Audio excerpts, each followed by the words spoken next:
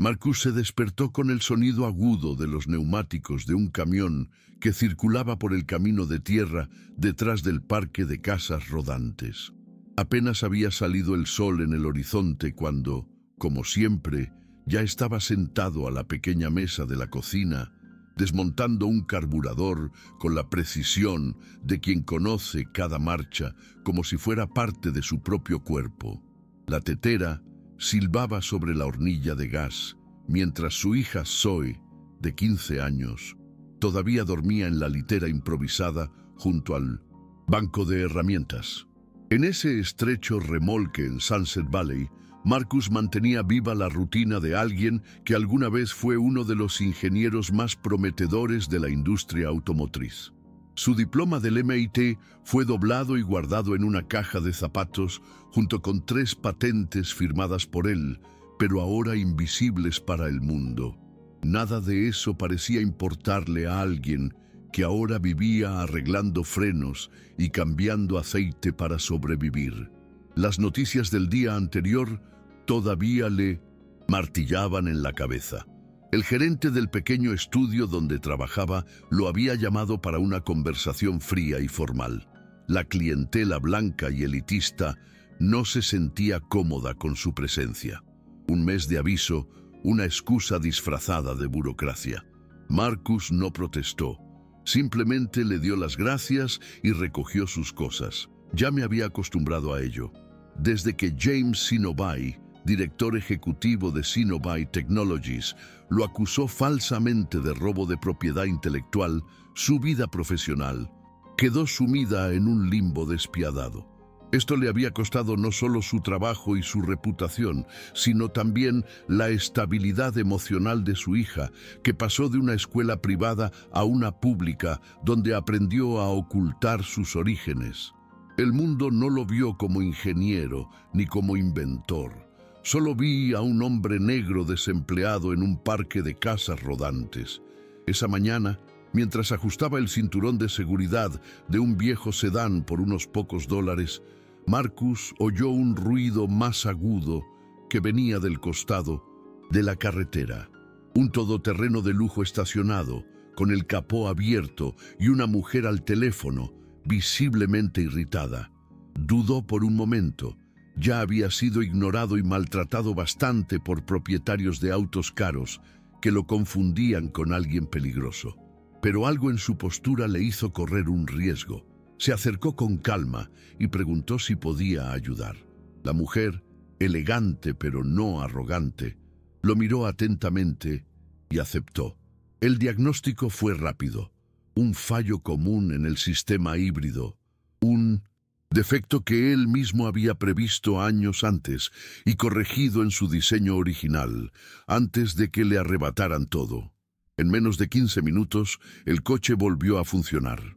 La mujer, sorprendida por la eficiencia y los conocimientos técnicos de Marcus, le agradeció con un firme apretón de manos y una tarjeta de presentación. Christine Sinobay fue impreso en letras discretas. Se quedó congelado por dentro. Ese apellido era imposible de olvidar. Sinobay.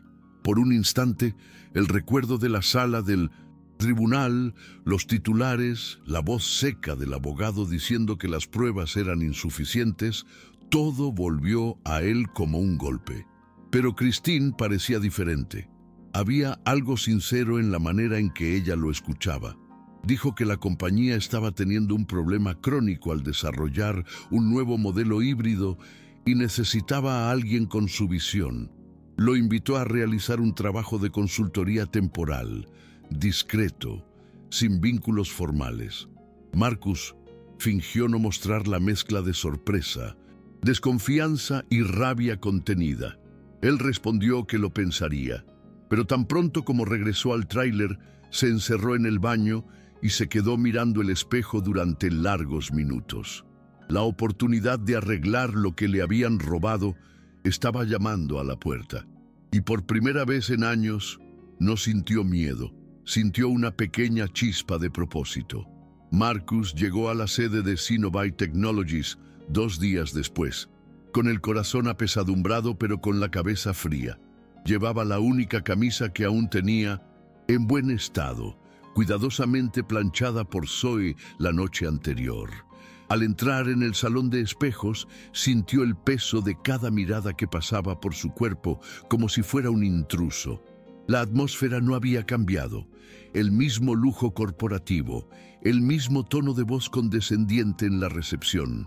Christine lo recibió personalmente, guiándolo a una habitación aislada donde estaban los ingenieros del proyecto de crisis. Solo tuvo que mirar la hoja de cálculo en la pizarra digital para comprender. Era exactamente el mismo error que había corregido en su proyecto original 8 años atrás. Una falla en la compensación de energía en los cambios de marcha. Marcus propuso un ajuste simple, basado en el sistema que él mismo había desarrollado y nunca registrado oficialmente tras la pérdida de las patentes. Sin embargo, la tregua duró poco. Al tercer día de consultas, mientras revisaba datos en una terminal, James Sinobay abrió de golpe la puerta de la sala. El encuentro entre ambos fue seco y cruel. James fingió sorpresa al verlo allí, pero la tensión era evidente. En cuestión de minutos, el director ejecutivo interrumpió la reunión y exigió que sacaran a Marcus del local, acusándolo de piratear los sistemas internos y amenazando con llamar a seguridad. Christine intentó intervenir, pero James se mostró firme y teatral, creando un clima de humillación pública. Marcus permaneció en silencio. No era la primera vez que lo trataban como a un ladrón, solo que esta vez algo era diferente. En el estacionamiento, a punto de subirse a su coche, se le acercó un joven ingeniero. Estaba nervioso, sudando, y le entregó una pequeña memoria USB. «Esto es para ti. Me hicieron lo mismo a mí y a otros. Está todo aquí». Su nombre era Raymond Wong, y su coraje cambiaría el curso de todo. Marcus pasó la noche despierto. Conectó el pendrive a su viejo cuaderno, con la cautela de quien sabe que cualquier error le puede costar caro. Lo que encontró allí fue más que una simple evidencia. Fue un expediente completo. Correos electrónicos intercambiados entre directores, hojas de cálculo con cambios fraudulentos en la autoría, contratos manipulados, incluso grabaciones de reuniones internas donde James sugería reescribir el origen de proyectos desarrollados por ingenieros negros, asiáticos y latinos. Raymond había estado recopilando todo en silencio durante años. Marcus sintió una profunda ira, pero también una rara claridad. Ya no bastaba con demostrar su inocencia, necesitaba exponer el sistema que destruía sistemáticamente el talento. Llamó a Christine al día siguiente. Dijo que aceptaría regresar como consultor, pero bajo condiciones específicas. Quería acceso completo al diseño del nuevo prototipo y la libertad de implementar su propio sistema híbrido, si sea, siempre que todo estuviera legalmente documentado. Christine dudó, pero terminó aceptando. Se dio cuenta de que la crisis interna era más grave de lo que había imaginado y que Marcus podría ser la única oportunidad de salvar la reputación de la empresa, incluso si eso significaba enfrentarse a su propio hermano. Durante las siguientes semanas, Marcus y Zoe trabajaron día y noche en silencio, adaptando CISEA al nuevo modelo. El sistema, desarrollado durante casi una década en hojas de cálculo escritas a mano y pruebas en prototipos improvisados, era más eficiente, más limpio y más innovador que cualquier cosa que la compañía hubiera producido antes. Zoe, con su gran inteligencia y sus habilidades de programación, fue una pieza clave en la adaptación del software al sistema integrado del vehículo. Padre e hija operaban en sincronía. Ella en el código, él en el motor. Marcus sabía que el lanzamiento del nuevo modelo se transmitiría en vivo a inversores y periodistas, y fue allí, en ese escenario de las apariencias, donde transformaría el acontecimiento en justicia. El auditorio de Sinobay Technologies estaba abarrotado la mañana del lanzamiento. Pantallas gigantes proyectaron el brillante logotipo de la compañía, mientras periodistas e inversores se acomodaban en sillas acolchadas. Christine subió al escenario con una sonrisa contenida y visiblemente tensa. James, aunque alejado de las decisiones técnicas, insistió en ocupar un asiento de primera fila, como símbolo de poder que se negaba a desaparecer. Marcus, detrás de escena, estaba terminando los ajustes finales al sistema CISEA. A su lado, Zoe coordinaba discretamente la transmisión alternativa que se activaría en el momento adecuado. Sabían que no habría una segunda oportunidad. Cuando el maestro de ceremonias anunció el inicio de la presentación, todo transcurrió como se esperaba, hasta que en lugar del vídeo institucional sobre el coche, la pantalla central fue ocupada por una secuencia inesperada de archivos e imágenes. Primero apareció el nombre completo de Marcus, seguido de la fecha de la primera patente que había presentado antes de que todo fuera borrado. Luego vinieron los documentos, hojas de cálculo, originales, correos electrónicos internos, contratos manipulados. Los rostros de la audiencia comenzaron a cambiar de expresión. Los murmullos llenaron el aire. Christine, sorprendida pero no asustada, permaneció inmóvil.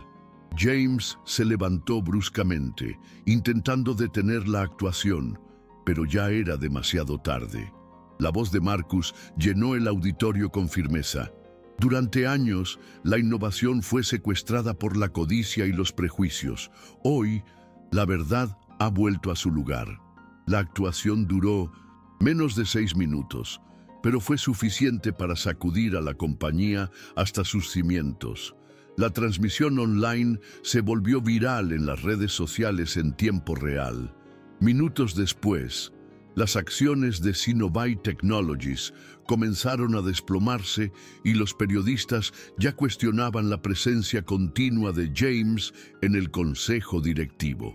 Al finalizar la presentación, Marcus salió discretamente por un lateral del escenario, evitando la confusión que se estaba formando en la entrada principal. No necesitaba aplausos, solo quería respirar. Zoe lo encontró en el estacionamiento, con los ojos brillantes. «Lo lograste, papá. Lo logramos». Él simplemente asintió, sintiendo que el peso de años de silencio comenzaba a disolverse. Ese mismo día, el directorio de la compañía celebró una reunión de emergencia y decidió destituir inmediatamente a James Sinovay, quien fue investigado formalmente por fraude corporativo, soborno y apropiación de propiedad intelectual. Christine, quien fue juramentada como directora general interina, intentó comunicarse con Marcus horas después, pero él colgó el teléfono. Necesitaba algo de tiempo para digerir todo. Regresó al parque de caravanas y pasó la noche en el porche con Zoe, en silencio. Por primera vez, sus vecinos lo saludaron con respeto y no con lástima. 2 días después, Christine se presentó en persona en el tráiler, sin seguridad, sin lujos. Llevaba un maletín en la mano y tenía una expresión seria en su rostro. Se disculpó, no por las acciones de su hermano, sino por haber sido parte de un sistema que favoreció su impunidad. Le ofreció a Marcus un trato formal: reconocimiento total de la autoría del sistema CISEA, restitución financiera, regalías vitalicias y un puesto como director de innovación y desarrollo sostenible. Marcus escuchó todo atentamente. No respondió de inmediato. Entró en el tráiler y cogió un cuaderno amarillento donde había dibujado, años antes, los primeros bocetos del sistema. Regresó con el documento en sus manos y dijo: «Acepto, pero solo si reincorporamos a los ingenieros que despidieron y si creamos un protocolo que garantice que esto no vuelva a suceder». Christine estuvo de acuerdo, y fue así, sin pompa, que comenzó un nuevo ciclo. En menos de 3 meses, Marcus abandonó el parque de casas rodantes, no como alguien que huye, sino como alguien que se transforma. La nueva casa era sencilla, moderna, con energía limpia y un laboratorio anexo construido a medida. Su verdadero sueño. Zoe, ahora, matriculada con una beca completa en un reconocido instituto tecnológico, estaba dando sus primeros pasos en una carrera de ingeniería, trayendo consigo la misma gran curiosidad que su padre había cultivado desde pequeño. La Fundación Johnson para Jóvenes Inventores se inauguró en una ceremonia modesta pero simbólica, sin discursos ensayados ni focos artificiales. Los primeros estudiantes eran hijos de comunidades marginadas, como él, llenos de ideas que nadie había escuchado jamás. Marcus, más que un mentor, se convirtió en el espejo de lo que el sistema intentó borrar, pero no logró. Él todavía caminaba con cautela. La herida de la injusticia no desaparece rápidamente, pero ahora sana en medio de algo más grande, un propósito. De vez en cuando, en los periódicos aparecían noticias de la caída de James, congelamientos de activos, abundantes demandas, ex empleados contando sus historias. Marcus leyó todo con atención, pero sin placer en la ruina de los demás. La justicia que buscaba no era venganza, sino la transformación de un sistema que durante mucho tiempo había recompensado el robo disfrazado de mérito. En el nuevo laboratorio comenzó a liderar un equipo diverso, formado por jóvenes ingenieros y veteranos que también habían sido olvidados. Creó una cultura de rigurosa protección intelectual, donde cada idea era registrada, valorada y discutida. La innovación allí surgió del respeto, no de la explotación. Y eso, para Marcus, era más revolucionario que cualquier tecnología. En la nueva rutina, Marcus se despertó temprano, pero ya no con el peso de la urgencia. Preparé café mientras Zoe revisaba fórmulas en el sofá de la sala y el laboratorio lentamente cobró vida, con el equipo llegando para otro día de creación.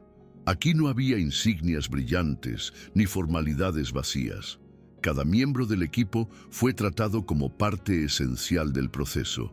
Raymond Wong, el ingeniero que había entregado la unidad Flash, ahora ocupaba el puesto de coordinador de integridad técnica. Fue él quien se encargó del protocolo de transparencia, garantizando que cada innovación fuera acreditada a su verdadero autor. Marcus se aseguró de recordar a todos, en las reuniones semanales, que el talento no tiene color, apellido o código postal. Tiene historia, tiene esfuerzo y necesita oportunidades para florecer. No quería que nadie pasara por lo que él pasó, ni siquiera su peor enemigo.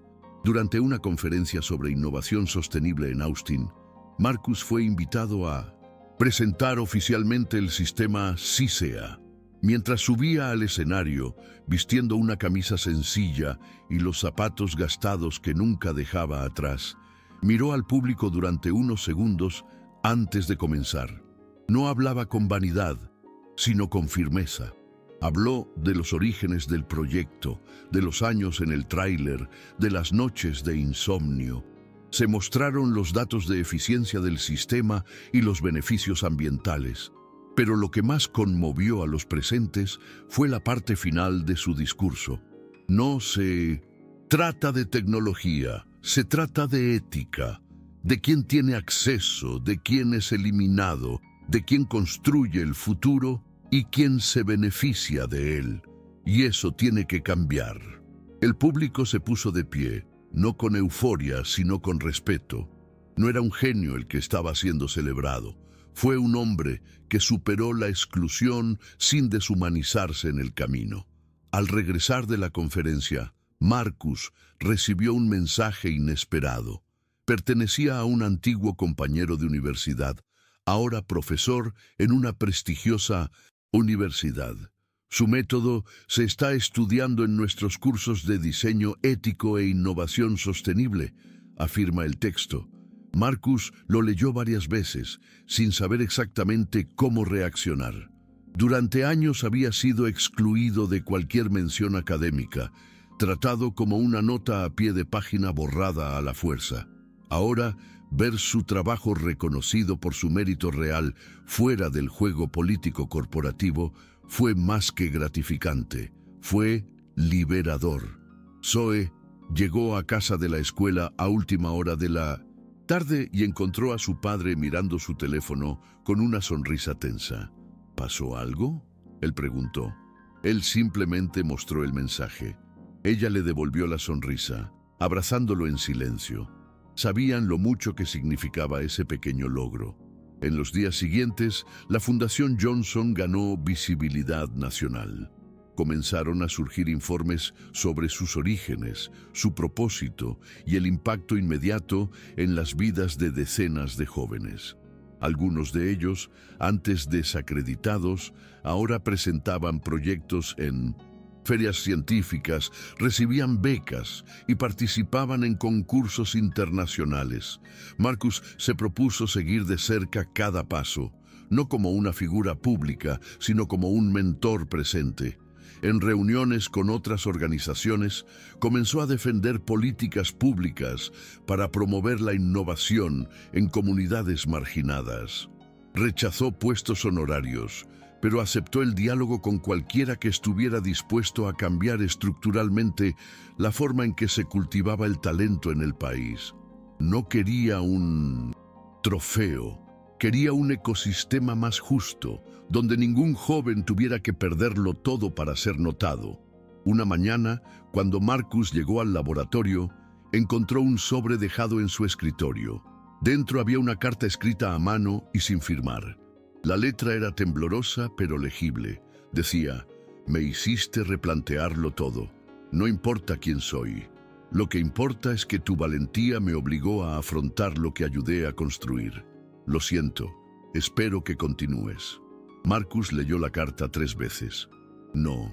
Necesitaba saber quién lo había escrito. Quizás fue alguien de alto rango en Sinobai, quizás un ingeniero que permaneció en silencio por miedo. Pero lo que más importaba era que el efecto de su acción estaba llegando a lugares que nunca imaginó. Guardó la carta en un cajón, entre los papeles más importantes de la oficina, y continuó con su día como de costumbre, sin fanfarrias, sin vanidad, solo la convicción de que estaba donde debía estar. Esa noche, mientras caminaba a casa con Zoe, se detuvieron en un semáforo de la avenida principal. Al otro lado de la calle, una valla publicitaria digital anunciaba una nueva línea de vehículos híbridos. En la parte inferior de la pantalla, por primera vez, apareció de forma destacada lo siguiente: Tecnología CISEA, proyecto original de Marcus Johnson. Zoe señaló y dijo casi en un susurro: «¿Ves, papá? Nadie más puede borrar lo que es tuyo». Sonrió levemente, pero por dentro sentía algo más grande que el orgullo. Sentí paz, no por la gloria, sino por saber que su lucha no había sido en vano, sabiendo que ahora nadie más podría tomar lo que él construyó con esfuerzo, dolor y verdad. Y lo más importante, muchos otros también podrían construirlo. La semana siguiente, Marcus fue invitado a hablar en una escuela pública en las afueras de la ciudad, donde jóvenes talentosos, pero invisibles, luchaban por un lugar en el mundo. Se sentó en una silla sencilla, frente a una sala llena de adolescentes inquietos.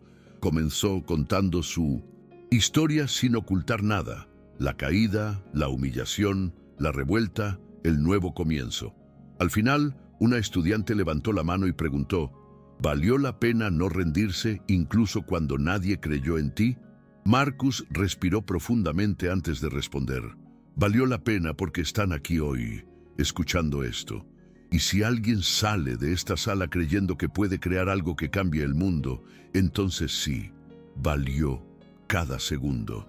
La sala quedó en silencio por un momento, hasta que comenzaron los aplausos. No los forzados, sino los que nacen de una verdadera conexión.